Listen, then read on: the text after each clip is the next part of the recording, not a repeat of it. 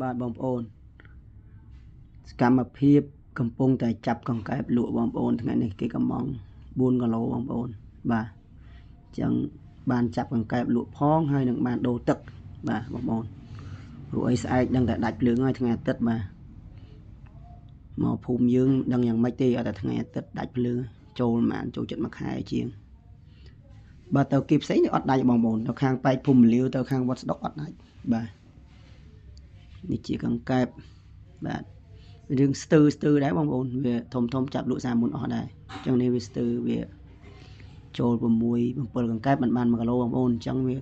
រៀងខាតអ្នកលក់ដែរបងប្អូនបាទវាអត់សូវធំហ្នឹងបងប្អូនភាសាធំចាប់លក់សារមុនអស់អញ្ចឹងបងប្អូន